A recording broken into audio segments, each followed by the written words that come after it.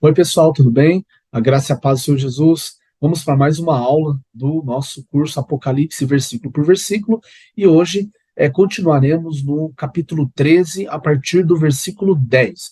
E olha o que diz, gente: se alguém leva para o cativeiro vai. Então, essa palavrinha cativeiro significa humilhação, restrição, sofrimento, escravidão, morte, fome. Então, essas são algumas características. Agora, nós temos visto ao longo do nosso estudo que a Bíblia explica a própria Bíblia, que quem ministra sobre o Apocalipse ou ah, estuda sobre ele, é necessário que você faça isso amparado no Antigo Testamento. Pois bem, vamos ver de onde que surgiu essa expressão aí. Jeremias capítulo 15, versículo 2, olha o que diz: quando te perguntarem, para onde iremos? Dir-lhes-ás, assim diz o Senhor, o que é para a morte, o que é para a espada, o que é para a fome, e o que é para o cativeiro, vai para onde? Para o cativeiro. Agora, a pergunta que se faz é essa que vocês estão vendo nos slides. No Antigo Testamento, onde e de que forma se originou esse cativeiro? Então, a gente percebe aí, ó, quando você vai lá em 1 Reis, capítulo 11, você vai ver que até ali era, vamos dizer assim, nós tínhamos as 12 tribos unidas. Tá? Depois dessa divisão que começa aí, né, a se originar a partir, se eu não me engano, do versículo 36 de 1 Reis 11, a gente vai ver que passa a ter 10 tribos do norte e 2 tribos do sul, né, chamado aí Reino do Sul e Reino do Norte. Por quê? Porque as tribos do norte ficavam ao norte, ao sul, e as do sul ficavam ao sul. Muito bem, agora, seguindo aí, pessoal, nós vemos que de um lado, essa divisão ficou, né, do Reino do Norte com as 10 tribos, foi Jeroboão, que era um servo do Roboão, esse rei que você está vendo aí, do sul, que ficou com as 2 tribos, né? Então, Deus, vamos dizer assim, providenciou, né, vamos dizer assim, usou o Roboão para poder tratar com a nação de Israel, iniciando essa divisão do reino.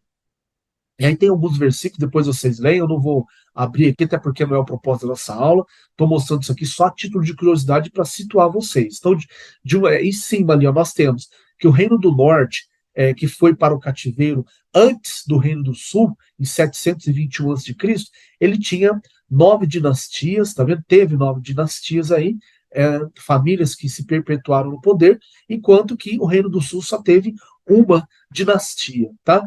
Avançando aqui, então, a gente vê ó, que o Reino do Sul tinha como capital Jerusalém, que era política e religiosa, e as tribos que vocês estão vendo ali, Judá e Benjamim. Ao contrário do Reino do Norte, que tinha Samaria como capital política e Dan e Betel como capital religiosa, porque Jeroboão, depois que ele assume lá o trono, ele pede para colocar um bezerro em Dan e outro em Betel. Se não me engano, acho que Betel ficava em cima, né, ficava de uma parte da saída, né, e Dan ficava do outro lado. Ou seja, se o povo tentasse voltar para Jerusalém por um caminho, eles iam encontrar lá o bezerro em Betel. E se fosse por outro, iriam encontrar um em Dan. Então, foi isso que Jeroboão fez para impedir que o povo voltasse a adorar a Deus em Jerusalém. Agora, gente, olha para vocês verem o tempo e a quantidade de reis que cada é, tribo teve, né? Que cada reino teve. Então, o reino do norte você vê ali 19 reis, enquanto que o reino do sul, 20 reis.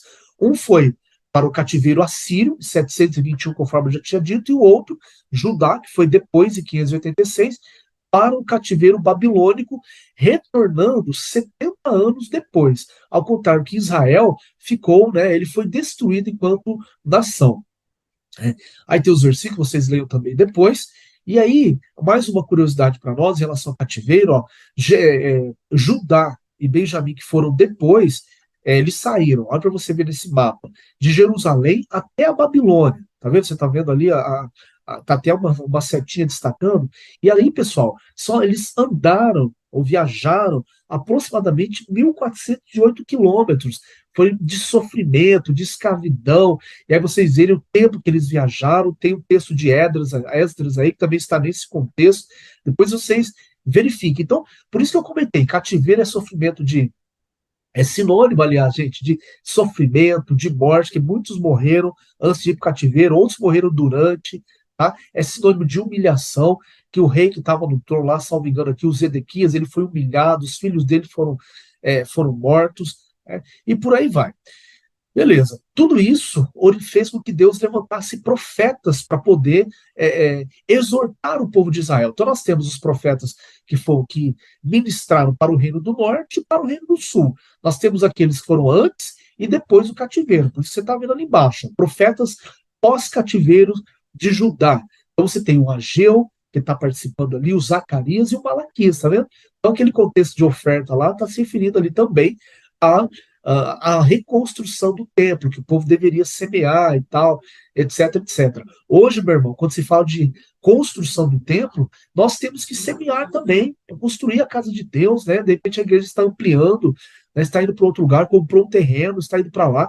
Então, é necessário que haja uma semeadura, é necessário que haja obreiros que estão dispostos a trabalhar na construção desse novo templo. Aqui nesse contexto, muita gente não voltou para Jerusalém, porque sabia que ia chegar lá e havia cidade destruída. Então eles ficaram 70 anos no cativeiro da Babilônia, eles estabeleceram uma vida lá, até porque desse cativeiro eles tinham uma certa liberdade de culto. Então eles cresceram, de repente fizeram família, estabeleceram negócio, então não foi todo mundo que voltou para poder contribuir, né, ajudar nessa reconstrução do templo, que envolveu aí o pós-cativeiro com esses três profetas que vocês estão vendo. E aí, então, cada profeta, ele foi direcionado por Deus para profetizar para determinado público, né, para determinado reino. Então, se você olha ali, você vai ver que, ó, Amós e Oséias profetizavam para quem? Para Israel, ou seja, para o reino do norte. Você vê que tem até ali, ó, o período assírio, né, antes deles irem para o cativeiro assírio. Deus mandou avisar. Já Isaías e Miqueias era para o reino do sul, Judá também, antes que eles fossem para o cativeiro em 586. Então, mesmo Judá vendo o que aconteceu com Israel, eles continuaram nas práticas terríveis, né? Então, eles foram considerados assim, piores do que o povo de Israel. Maravilha, mas Deus tinha um propósito com Judá, então eles voltam para a reconstrução do templo, e aí você vê que tem o livro de Esdras ali, né? Que também está participando dessa reconstrução, ele veio para ministrar a lei para o povo, né, fazer essa restauração espiritual. Depois, gente, vocês estudem mais sobre esse tema, que é muito interessante, tá? Você vê que a Bíblia ela tem essas divisões, ó, dos profetas maiores e profetas menores. É muito bom que vocês conheçam esse tema, tá bom? E aí, voltando então para o nosso Apocalipse capítulo 13, versículo 10, vimos resumidamente, bem resumido mesmo, o que é esse cativeiro. É o mesmo que vai acontecer lá no final dos tempos, entendeu? Então vai ter muita humilhação, muito sofrimento, há muita restrição, conforme a gente falou. E aí você vê, se alguém matar a espada, é necessário que seja morto também a espada. Então aqui, pessoal, a gente vê o Pedro agindo na contramão. Você vê lá em Mateus, capítulo 26, versículo 52, que diz aí, ó, o Pedro, Jesus diz, ó, então Jesus lhe disse, guarda tua espada no seu lugar, pois todos que pegam a espada, pela espada perecerão. O que está acontecendo aí? Ah, os homens foram prender Jesus de noite, e aí o Pedro, para tentar livrar Jesus dessa prisão, que já faria parte do início do processo de crucificação e posteriormente da morte e ressurreição, ele tentou defender Jesus desses homens. Então nós vemos o Pedro agindo na contramão da palavra de Deus, na contramão dos propósitos do reino. Hoje nós também percebemos, gente, por falta de entendimento e mais revelação da palavra, nós vemos homens e mulheres da igreja agindo na contramão do reino, na contramão daquilo que a palavra está indo. Então Pedro saca da espada, corta a orelha do soldado e imediatamente, se você ler lá em João capítulo 18, você vai perceber que Jesus cura aquele soldado milagrosamente. Por quê? Porque senão aquilo ali ia virar um motim, as coisas iam sair do controle, possivelmente o Pedro e os demais que estavam com ele iriam morrer ali, certo? Então Jesus teve que intervir rapidamente e se submeteu àquelas pessoas que foram ali para prendê-los. Agora, gente, Então vamos tomar cuidado, irmão, para nós não agirmos na contramão da palavra, tá certo? Aquilo. Se a gente não pode apoiar, também não vamos tomar atitudes contrárias. É aquele ditado que a gente sempre ouve, né? Quem é, ajuda, quem não ajuda muito quem não atrapalha. Então, resumindo, se você não pode ajudar ou não quer, não atrapalha também aqueles irmãos que estão na direção de Deus, no propósito, fazendo a obra. Aqui, a gente pode dizer que aplica-se, né? Deus aplica ali a lei da compensação. Pensando aí no Apocalipse capítulo 3, a gente falou que quem saca da espada vai morrer na espada. Então, essa lei da compensação, gente, quer dizer o seguinte, que Deus vai executar o próprio juízo. Se tiver algum tipo de vingança que tem que ser feita, é o próprio Deus que vai fazer. Então, é uma atribuição específica para ele. É por isso que a gente vê ali, ó, Romanos capítulo 12, versículo 19, que fala: não vos vingueis a vós mesmos, amados, mas dai lugar ao que, gente? A ira, porque está escrito: minha é a vingança, tá vendo? É Deus que vai retribuir, e eu recompensarei, diz o Senhor. É Deus que vai fazer isso. O problema é que hoje na igreja nós vemos muita gente querendo aplicar essa lei da compensação. Ah, fulano fez tal coisa comigo, eu vou fazer também. Ah, não, porque entendeu? Não, porque isso não está certo. Porque, então, as pessoas estão aplicando essa lei da compensação, se vingando de uma forma ou de outra. Essa é uma prática exclusiva para Deus. E aí nós vemos, então, tem aí Apocalipse capítulo 19, versículo 15, depois você lê, nós ainda vamos estudar, né? O que eu estou querendo dizer aqui? O anticristo, a besta que sobe do mar que nós estamos estudando, assim como ela vai matar muitos à espada, ela também depois vai ser morta, entendeu? Ela vai causar a morte de muitos e ela vai morrer depois. É por isso que a gente vê, ó, 2 Tessalonicenses, capítulo 2, versículo 8, que diz que ele vai ser morto, tá vendo? Pelo sopro da boca de Deus. Do que sai, gente, da boca de Deus? A palavra, entende? Olha o que diz 2 Tessalonicenses 2:8. Então será revelado o iníquo, ou seja, o anticristo, a besta que sobe do mar, a quem o Senhor matará. Então aquele que causou morte vai morrer com o sopro da sua palavra, ou seja, da sua boca, que é o que sai da palavra dele, que é o que sai da boca dele, é palavra, né? E destruirá pela manifestação da sua vida. Então, vai dizer o seguinte, que aqui é a lei da semeadura, não é verdade? O destruidor sendo destruído. É a lei da compensação que só o Senhor aplica. É Deus fazendo isso com aquela besta, com o anticristo que vai subir do mar. Mar, você sabe que nesse versículo significam pessoas, nações. Nós já estudamos isso nos vídeos anteriores. Convido a você a rever essa aula, caso você esteja chegando hoje ou não tenha assistido, tá bom? Lá a gente detalha mais essa questão aí do mar significar pessoas. Maravilha, pessoal. Avançando, então, a gente vê aí, ó, eu falei para vocês que da boca de Deus sai uma espada afiada, né? O que tem que sair da nossa boca também, a palavra, que é a espada do Espírito, conforme está falando em Efésios capítulo 6, versículo 17.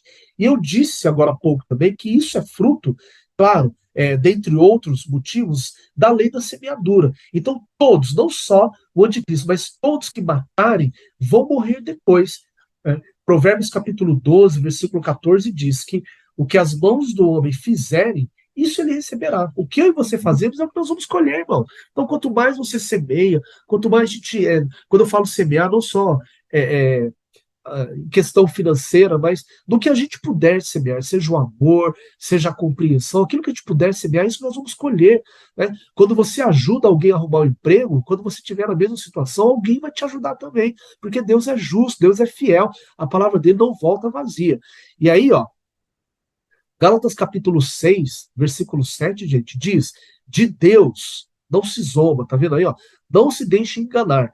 De Deus não se zomba, pois o que o homem semear, isso também ele vai colher. Então, pessoal, o anticristo e os seguidores dele, aqueles que vão ser leais à sua pregação, ao seu culto, às doutrinas que ele vai defender, esses aí eles vão colher a morte depois, se não se arrependerem. Isso é fato. Por quê? Porque de Deus não se zomba. O diabo, por meio do anticristo, vai estar aqui, né, vai ser uma das pessoas que ele vai usar, ele estará aqui zombando de Deus o tempo todo, a ponto de se assentar aí no santuário de Jerusalém, falando que ele é Deus. Então, Deus não admite isso. Tem muito cristão hoje que está zombando de Deus, muito ímpio também. E quando eu falo cristão, ele zomba de Deus com as atitudes.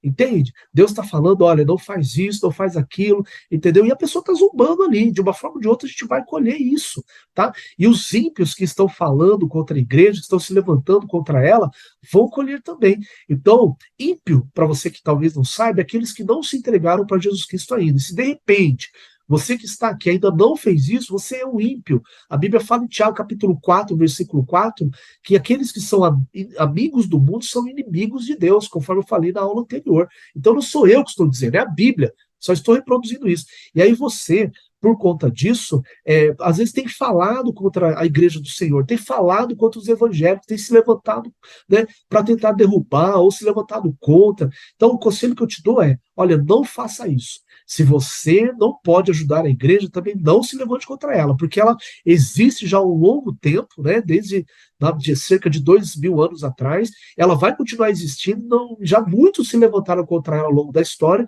e não conseguiram destruir. Então, pense nisso. Se você não vamos dizer assim, pelo menos um simpatizante da igreja evangélica, você não crê em Jesus, não crê em Deus, não acredita na Bíblia, pelo menos não se levanta contra, tá? Porque você não vai atrair nada de ruim contra você, pensando no que diz respeito à ira de Deus. O que você vai trazer é a própria condenação que nós falamos na aula anterior, que está lá em João capítulo 5, versículo 24.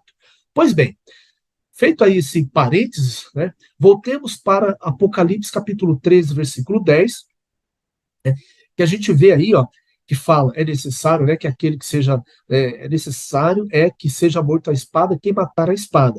Agora, gente, olha o que diz aí.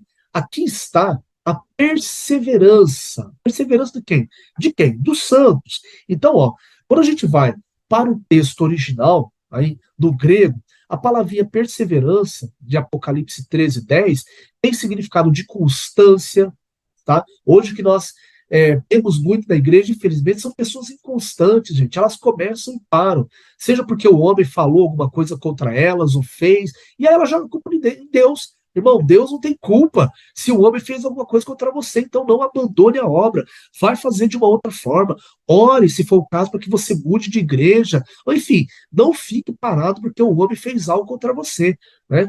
Depois essa perseverança indica paciência também, é o que nós precisamos muito para poder dar as promessas de Deus, para poder servirmos na obra, porque nós somos imperfeitos, não podemos exigir que aqueles que estão conosco sejam perfeitos, porque nós erramos também, sabe? Então, às vezes, fizeram algo com você e você não teve paciência para suportar isso. Saiba que você é imperfeito, saiba que você tem que perdoar, porque se Jesus perdoou, você também tem que perdoar. Nós temos que perdoar, gente, porque nós não somos melhores do que ele. Então, tenhamos paciência para conviver no corpo de Cristo e fazer a obra dele. E por último, a gente vê que perseverança significa uma resistência, tá vendo? Então, eu resisto firme em tempos de morte, em tempos de perseguição, que é o que nós estamos vivendo hoje, e me mantenho focado nos propósitos do reino, tá?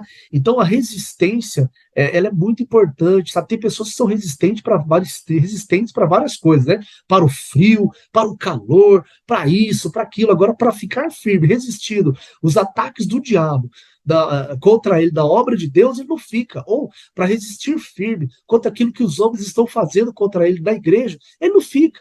Entendeu? Então aí ele desiste rápido. E a obra de Deus que acaba, vamos dizer assim, entre aspas, né, sendo penalizada. Por quê? A obra vai continuar, meu irmão. Quer você esteja nela ou não esteja, quer eu esteja ou não esteja, ela vai continuar, porque Deus não está dependendo exclusivamente de uma única pessoa para executar determinada tarefa. Tem gente que acredita assim, não, o que Deus preparou para você fazer, ninguém vai fazer, meu irmão, você pode ter certeza. Se você ou eu não fizermos, Deus levanta outro melhor para poder fazer, porque não há exclusivos na obra de Deus. Percebe? Tem muita gente que se considera exclusivo, né? Ele acha que ele é a última Coca-Cola do deserto, a última bolacha recheada do pacote, mas saiba, eu e você não somos exclusivos. Se a gente resolver parar, a obra vai continuar e ele vai levantar alguém melhor do que você para fazer aquilo que ele tinha te dado a oportunidade, o privilégio de fazer. É por isso que a gente fala, então, que, ó, nesse contexto, podemos dizer que perseverança é uma resistência perseverante, tá vendo? Em meio ao sofrimento. Tá? Isso que a gente vê que é um pré-requisito, gente, para os mártires, para aqueles que estarão aqui nesse período de tribulação e grande tribulação. Tá? Irmãos que creem que vão ficar, meu irmão, você vai ter que exercer fé nesse nível aí, ó. Se você não é constante hoje, lá você vai ter que ser, né? Se não resiste, não é perseverante, assim sucessivamente. Seu comportamento vai ter que ser balizado por isso daí, embasado por isso, por essa perseverança é, dos mártires durante sofrimento e numa intensa perseguição. Maravilha? Você acha que está sendo perseguido hoje? Eu estou sendo perseguido hoje? Nós não sabemos, irmãos, aqui no Brasil, que é perseguição contra os cristãos quando a gente compara com outras nações e também quando nos referimos ao final dos tempos no tocante à tribulação e grande tribulação. Vamos em frente. Então, olha aí, falamos da perseverança e, por fim, para encerrando esse versículo, você vê que fala aí, ó, da fidelidade dos santos. Tá vendo? Então, junto com essa perseverança, é necessário que tenha fidelidade. Fidelidade, gente, ou fé, tá certo? Essa palavrinha aparece cerca de 264 vezes no Novo Testamento. E lembrando que ela é extremamente importante e a fé tem três significados centrais, ela tem três perspectivas que a gente tem que conhecer. E é isso que nós vamos falar agora. Olha aí. Então você vê, ó, primeiro nós temos a fé objetiva, tá vendo? Que tem a ver com as crenças que nós temos, a nossa regra de fé, e uma delas é que nós não idolatramos, nós servimos ao único Deus, cremos em Jesus Cristo como Senhor e Salvador. Então, isso é regra de fé. Cremos no nome do Pai, do Filho, do Espírito Santo, né? Cremos aí vamos dizer, no batismo como sacramento, enfim, nós temos várias regras de fé, doutrinas que nós cremos. Então, elas, aliás, estão vinculadas ao que a gente chama pedagogicamente de fé objetiva. Tá? Tem aí 2 Coríntios capítulo 4, versículo 13, que diz: "Cri, por isso falei. Também nós cremos, por isso é que falamos." Então, meu irmão, você crê? Confessa essa palavra, fala a palavra, entendeu? Porque é isso que vai mudar a sua situação. Fale e age de acordo com a palavra, meu irmão. Se você ficar falando e não agir, também não resolve nada, tá bom? E aí a gente tem, ó, a fé subjetiva, que é aquela que nos ensina, que uma característica da fé, é que ela é subjetiva, pois ela nos ensina que devemos crer no invisível. Ou seja, você não vê o Pai, o Filho e o Espírito Santo, ok? Mas você tem que crer naquilo que eles fazem. Então é a fé de Hebreus 11, que diz que do invisível foi que o visível veio a existir. Né? É a fé que acredita naquilo que não se vê antes de se manifestar. Então nós temos 1 Coríntios capítulo 2, versículo 9, que diz que as coisas que o olho não viu, nem o ouvido ouviu, né, nem penetrou no coração do homem, são aquelas que Deus preparou para os que o amam. Depois do versículo 10, você vê lá ele falando, né, que Deus tem revelado essas coisas aos teus servos. Então, a fé subjetiva é crer, vamos dizer assim, no invisível, no sobrenatural. E por fim, a gente tem uma característica da fé que é a virtude, a fé como virtude. Ou seja, meu caráter precisa estar alinhado com a palavra, para que eu também seja salvo. Então, não adianta eu ficar confessando a palavra, eu creio no invisível, se a minha vida ou meu caráter não manifesta isso. Por isso que você vê que a gente colocou ali o Gálatas capítulo 5, versículo 22, que vai falar lá das obras da carne, né, do 19, aliás, do 19 ao 22, fala do 19 ao 21 fala das obras da carne, e no 22 vai falar do fruto do Espírito, tá? Que é aquilo que molda o nosso caráter. Tá? Então a nossa fé ela tem que ser embasada também na virtude. E aí eu recomendo que você veja lá depois e estude a 2 Pedro, capítulo 1, versículo 5, que vai mostrar algumas virtudes, ou seja, algo que nós temos que acrescentar à nossa fé. Então, a primeira delas, característica delas é a virtude, tá bom? Depois vocês estudem isso daí também. Gente, falando de fé, e voltando àquele raciocínio anterior lá de Mateus capítulo 24, versículo de João 18, que Pedro agiu na contramão da palavra, a nossa fé, que deve estar embasada nessas três características que eu falei aqui, nós precisamos praticá-las, é demonstrada de uma forma, né, equivocada em Lucas capítulo 24, versículo 1. Aqui também, essas mulheres agiram na contramão da palavra. Tá vendo? Olha o que diz aí. No primeiro dia da semana, de manhã bem cedo, as mulheres levaram ao sepulcro o quê, gente? As especiarias aromáticas que haviam preparado e encontraram removida a pedra do sepulcro. Ou seja, Jesus falou para eles, né, para todos os discípulos e para essas mulheres, que ele iria ressuscitar no terceiro dia. Ele iria morrer e iria ressuscitar. Se elas creram, né, que de fato ele ia morrer e ressuscitar, por que então que elas prepararam especiarias para poder cuidar do corpo de Jesus? Por quê, gente? A resposta é simples. Elas não creram na ressurreição, como os demais homens também não creram. Então, às vezes, eu e você, Deus falou já coisas muito claras para nós. Só que a gente está agindo na contramão da palavra. Tudo isso porque nós estamos, de repente, confessando com a boca, mas o comportamento vai na contramão da palavra. E aí, gente, é onde as coisas não acontecem. Olha para vocês verem, quando elas chegam lá, aliás, antes disso, como que está o seu comportamento? Como é que está a nossa vida de fé? Você tem falado uma coisa e vivido outra, andado na contramão da palavra? Olha para vocês verem que aqui na sequência, vocês veem que quando elas chegam lá, né, o versículo 5 e 6, esses dois versículos dizem: por que procurar entre os mortos aquele que está vivo? Ou seja, o que vocês estão fazendo aqui? Ele não está aqui, ele ressuscitou. Né? Às vezes nós estamos procurando, você que está me ouvindo, está procurando coisas onde não der, onde você não vai achar. Entendeu? Então, na sua vida, de repente, principalmente você que ainda não se entregou para Jesus Cristo, às vezes você está procurando algo onde você não vai encontrar. Entendeu? Esse vazio que tem dentro de você só pode ser preenchido com Jesus Cristo. Não tem outro meio, com o Pai, com o Filho e com o Espírito Santo habitando dentro de você. Né? E essas mulheres não entenderam o que estava acontecendo e, por conta disso, não creram também na ressurreição. O anjo, teve que aparecer um anjo aqui, irmãos, para falar isso aí para elas. Olha para você ver. Né? Hoje em dia, Deus não vai mandar o anjo para falar isso aí para mim e para você, né? Porque nós já temos a palavra, nós temos o Espírito Santo habitando dentro de nós, algo que elas aqui não tinham, essa mesma revelação que nós temos. Então, Deus ali mandou um anjo para exortá-los da sua infinita misericórdia, apesar de ele já ter falado algumas vezes antes, Jesus dizendo: né, olha, eu vou morrer, eu vou ressuscitar e tal, né? Explicado para eles, mas eles não entenderam, por conta disso, não creram. Então, como é que está a nossa fé? Como é que você tem crido? Você está indo na contramão da palavra, conforme essas mulheres? Então é uma pergunta que a gente tem que pensar.